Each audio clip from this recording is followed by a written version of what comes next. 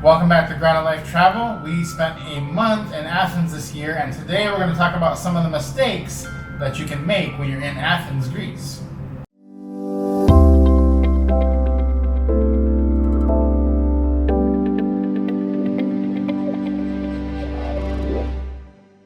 All right, so we're gonna jump right in, and we learned this fairly quickly. It was very warm, so we were drinking a lot of water when we got to Athens. And one of the things we figured out very quickly is that there is a shortage of public restrooms. Yeah, you can as say well that. as trash cans too. So one good strategy for that is just you can go to the restroom in any restaurant that you have. So plan that around eating. If you're eating out, that's a good way to handle that. Yeah, to kind of work it around that is what we ended up doing. Don't expect to find them just on every street. So. Yeah. Second mistake that people make is not preparing for all the hills. Athens is extremely hilly, and if you're there in the summer, it's going to be warm, and it's going to be, you're going to want to bring shoes that can get you up and down hills. You're going to be walking over rocky surfaces. Uneven surfaces. Just have good footwear is a really important thing and an important tip. Make sure you have the proper footwear for Athens. Yes, and just prepare mental, like you said, for all of the hills. Yeah, you're going to be doing some light hiking. It's pretty steep. It is, yes. Another one is don't pay for all the attractions individually. There is a pass you can get which lets you into all of the major attractions. One thing you're going to want to do is try not to buy that when you're at the Parthenon, because you're going to be waiting in a long line. What you want to do is go to one of the other attractions first, buy your pass, and then you'll have the pass when you go to the Parthenon. So you can do that. A good one to do it because it's nearby. You can hit it the same day is the Temple of Zeus. Yes. It's a good attraction. Yeah, it's not very far. You can buy your pass there, and then just go over to the Acropolis after that. Yeah, that's good.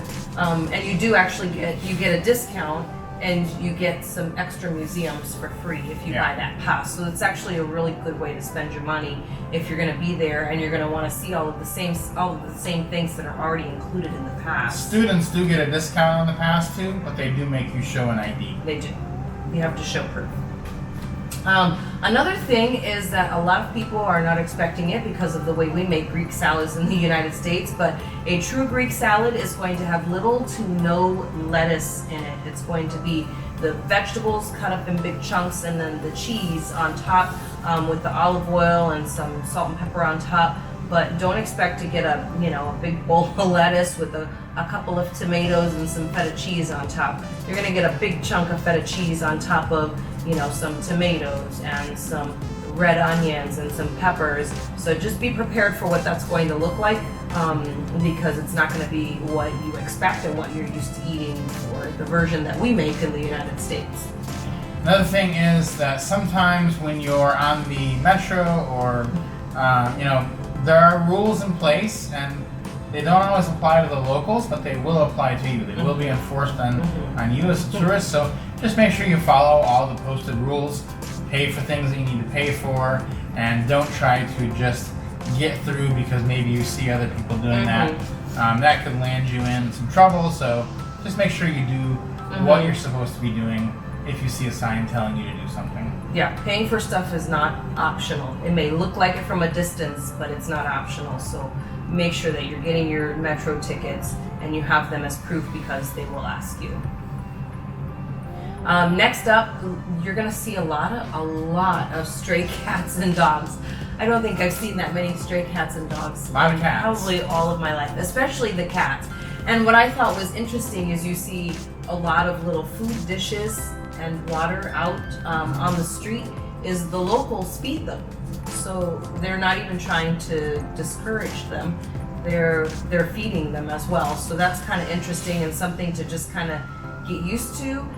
There's not a lot of grass in the city, so you're going to get used to the fact that the smell, is there. So just prepare yourself. And another thing is, as the cat lover myself, I tried to pet several of the cats, and they're not real friendly.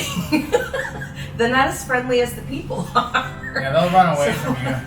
The cats got hissed at several times before I learned my lesson not to try to pet the cats. But the cats don't want to be pet. Another mistake you can make is not getting a SIM card right when you get there. You're going to want to get a SIM card. So to do that, bring an unlocked phone with you or have an international plan. But we brought unlocked phones, bought a SIM card from Vodafone, and popped it right in.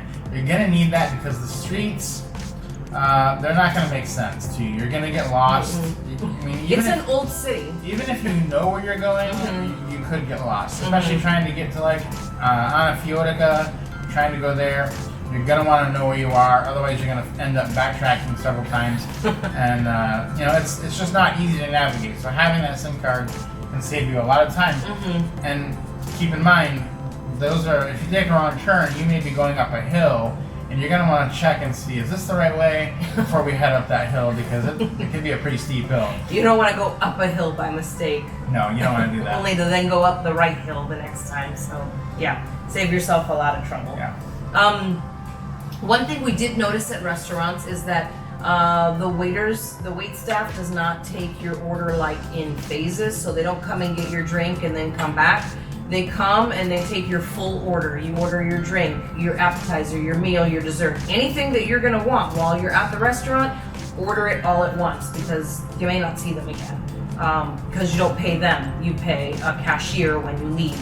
So make sure that you order all of your food because it's gonna be hard trying to flag your waiter down to try to order something else. Yeah, and another tip along with food that I would say is don't miss out on the Greek food. Now I was not a huge fan of Greek food before I got there, but the Greek food in Greece is way better than the Greek food in America or any other place. So I became a fan, and now that we're gone from there, I miss it. And you're not going to find food like that anywhere else in the world. So make sure you stop and eat plenty of Greek food. Definitely. Don't go to the burger places. Yeah. It's not going to be what you're expecting. Don't eat at the franchises. Eat at the mom and pop Greek restaurants.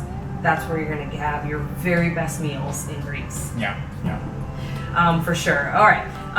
And right in line with that is that as Americans, we are used to tipping, and it feels kind of wrong to not do it, but tipping is not expected in Greece, and in some instances, it's actually very awkward to do it. So just kind of erase that from your mind, right? Yeah. It was kind of weird to get used to, but you just don't really tip. We still ended up tipping sometimes. We just felt so weird not doing it. Yeah. But it's not something that's expected at all. It's appreciated, but you can tell they were surprised when we tipped several times, and they were like, "Oh, what's this for?" But yeah, sometimes it's just hard not to. So for us, and then the last mistake is not being prepared for the heat. If you're there in the summer, it can be very, very hot. So bring your sunscreen, bring hats, bring clothes that are going to cover you that are light and airy, because a lot of these monuments are just out in the open, and like the Acropolis is up on a hill.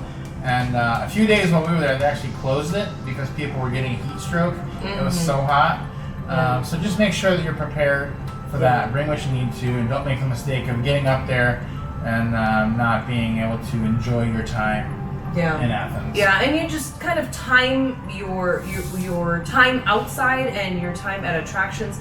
Time them so that you're not there in the heat of the day. You don't want to go to the Acropolis at 2 o'clock, 3 o'clock in the afternoon. That's when they ended up having to close it down several days because it was so hot up on that hill and even down below in the city. But just kind of plan your day around that and just keep an eye on that. The temperature is going to be high. It's going to feel even hotter when you're out in it. So that's kind of our tips for you, about 10 or so tips for Athens, some mistakes to avoid, and some interesting things about the city. We really enjoyed our time there. We hope you enjoy your time there. Leave us a like, comment, and also don't forget to subscribe to the channel. We'll see you on the next video. Happy travels.